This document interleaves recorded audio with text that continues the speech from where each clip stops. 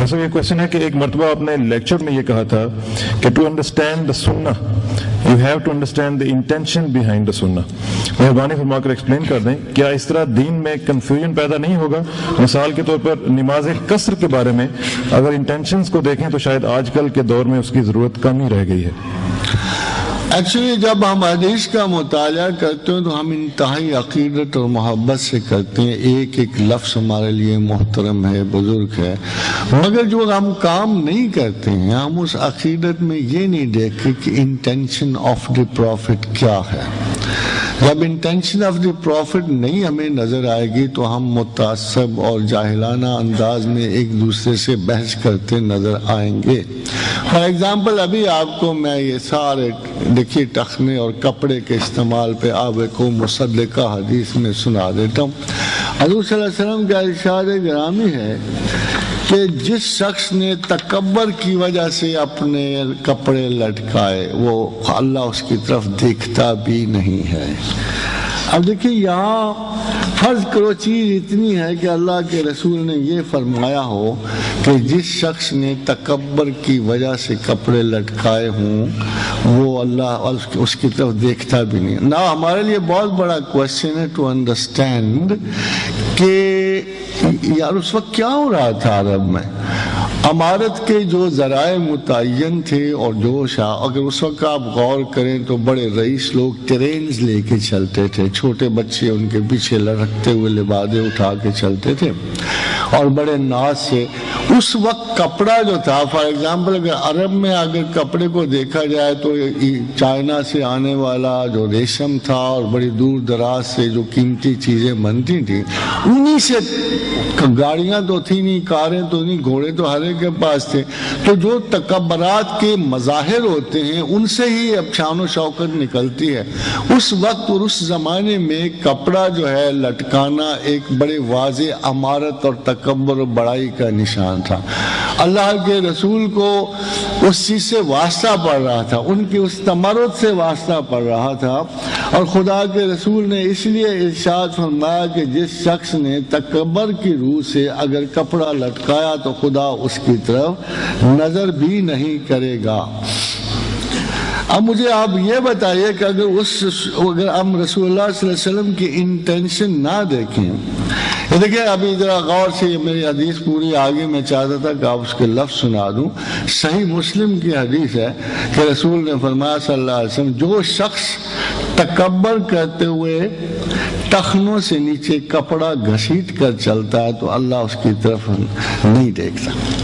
اب اسے آپ سمجھتے ہو کہ جی لٹکانے کی یا ٹخنوں کے نیچے لے جانے کی اگر کوئی رسم بری سمجھی گئی تو اس لیے کہ لوگ اسے تکبرات کے رستے سے استعمال کرتے تھے. اب فرض کرو اگر اس پہ کوئی عالم اٹھ کر ہر زمانے ہر وقت کے لیے یہ فتویٰ لگا دے کہ کپڑوں سے نیچے, ٹخنوں سے نیچے کپڑا لے جانا ہی تکبر ہے تو یہ بڑا غلط ہوگا. It is not understanding the prophet properly. For example آج میں دیکھتا ہوں کہ جو مجھ سے غریب تر آدمی ہے وہ کپڑا لٹکائے چل رہا. یعنی آج کل کپڑا اتنا سستا ہو گیا ہے اور اتنا اعلیٰ ریشمی کپڑا, it is in approach of the people کہ ہو سکتا ہے کہ میری گلی کا خاکروب جو ہے وہ نائلن کے پہنے ہوئے چل رہا ہو.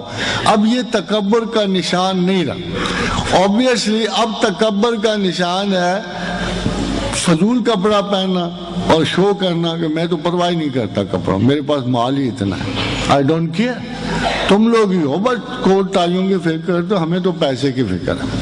تو یہ ٹینڈنسی جب چینج ہو جاتی ہے اور ماحول بدل جاتا ہے تو ہمیں دیکھنا یہ ہے کہ جب تک ہم intention of the seeing of the prophet نہیں سمجھیں گے, جب ہم کسی بات کے پیچھے معرفت ذہن رسول نہیں پائیں گے تو ہم اسی جگہ سٹک ہو جائیں گے جہاں. فار ایگزامپل اگر لوگ یہ کہیں کہ سنت رسول اللہ صلی اللہ علیہ وسلم اگر لباس میں مطابقت آپ کو بہت زیادہ کرنی ہو تو ظاہر ہے کہ آج اس معاشرے میں آپ کو ہر جگہ تہمت کا رواج کرنا پڑے گا یا ایک چادر میں لپٹنے کا رواج. تو اس قسم کی کوئی بات نہ رسول اللہ کے ذہن میں تھی اور نہ انہوں نے آپ کے لیے لاگو کی. سب سے بڑا آپ کو پتا ہے یہاں ایک حدیث موجود ہے کہ جس میں رسول اللہ کے ارشاد ہے صلی اللہ علیہ وسلم کہ سب سے برا مسلمان وہ ہے جس نے ایک ایسا سوال پوچھا جس کی وجہ سے مسلمانوں پہ کوئی آسائش حرام ہو گئی. یعنی اگر آپ اس قسم کے اب ان کی دلیل ڈھونڈنی شروع کریں یا آرگومنٹ، آپ دیکھیں دوسری بات کہ سر پہ کپڑا لیں. بعض لوگ اس کے بارے میں اتنے پرٹیکولر ہیں کہ نوجوانوں کی سختی اوپر سے دڑام کر کے چھتا پڑ رہا ہوتا ہے، اس میں کوئی بھی پتہ نہیں شاید کی مکھی نہ پل رہی ہوں، وہی ٹوپی اٹھا کے آپ کے سر پہ ڈال دی جاتی. اب کوشچن یہ پیدا ہوتا ہے کہ بھائی اگر کوئی خدا و رسول نے ایسی کوئی سختی فرمائی ہوئی ہے سر ڈھانپنے کی، مگر آپ یقین کرو کہ باب صلاۃ میں وہ بخاری ہے، مسلم میں، صحاح ستہ میں صرف ایک حدیث بالوں پہ موجود ہے، وہ ننگے سر ہے. ایک حدیث کہ حضور گرامی مرتبت نے باب صلاۃ میں، بخاری میں، مسلم میں جو حدیث ہے اس کو حدیث مشر کہتے ہیں، فرمایا مشر کو چھوڑ دو. آپ حیران ہوں گے کہ اس حدیث میں بڑے تھوڑے لفظ ہیں، یہی فرمایا کہ مشر کو چھوڑ دو. اور ہوا کیا کہ لوگوں کے سروں پہ کپڑے نہیں ہوتے تھے، بیچاروں کے لمبے لمبے بال ہوتے تھے. People would not be able to afford. یہ تو مجھے امریکہ جا کے احساس ہوا کہ لمبے بالوں کا راز کیا ہے. بھائی وہاں $8 کون دے نائی کو؟ تو مجھے پتا لگا کہ تو ہم تو بالکل غلط فہمی میں پڑے ہوئے کہ لمبا ڈالر کو بال رکھنا وہاں کا فیشن نہیں ہے، نائی بڑا مہنگا ہے وہاں پر. تو اس چکر میں جی ہم بھی ان کی نقل کیے جاتے ہیں. اور مصیبت یہ ہے کہ اس وقت پتہ لگتا ہے کہ جب وہ ان کے بال آگے گرتے تھے وہ سجدے کے عالم میں ان کو ٹھیک کرنا شروع کر دیتے تھے. تو حضور نے فرمایا کہ یہ چونکہ دستور اور صحت نماز کے خلاف ہے، تو فرمایا مشر کو چھوڑ دو. اب اس حدیث کو دیکھیے اور پھر ان تمام احکامات کو دیکھیے. مشر بالوں کو کہتے ہیں. اس حدیث کو دیکھیے اور باقی تمام احکامات جو ان بیٹوین ہمارے لیے مذہبی لوگ لے کے آئے ہیں، تو وہ تو ہماری زندگی بعض اوقات عذاب بنا دیتے. مینی اے ٹائم میں نے دیکھا کہ مسجد کے باہر کسی نوجوان کا دل نماز پڑھنے کو آیا ہے اور پھر آیا وہ یا ٹوپی تھے کن چلو پھر پڑھ رہا ہوں. اب یہ کوئی تخصیص کی بات. اس قسم کے جتنے اعلانات آئے ہیں بیچ میں، انہوں نے مذہب کو رسومات میں قید کرنے کی کوشش کی ہے. And I don't think it is healthy for our people. آج کے زمانے میں پرٹیکولرلی آج کے مسلمان، آج کے لوگ بہت اچھے ہیں پہلے لوگوں سے.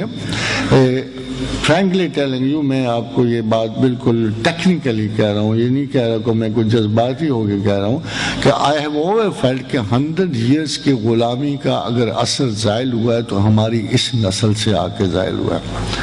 پہلے یہ موجود تھا پہلی نسلوں میں. اگر میں اپنے باپ و اجداد کی بات کروں تو اکثر میں ان سے جب وہ کہتے کہ انگریز کا دور بڑے انصاف والا، میں نے کہا جو کچھ بھی آزادی کا ایک دن وہی سلطان ٹیپو والی بات ہے. غلامی کے 100 سال اور بڑی مقدس غلامی سے بھی بہتر ہوتے ہیں.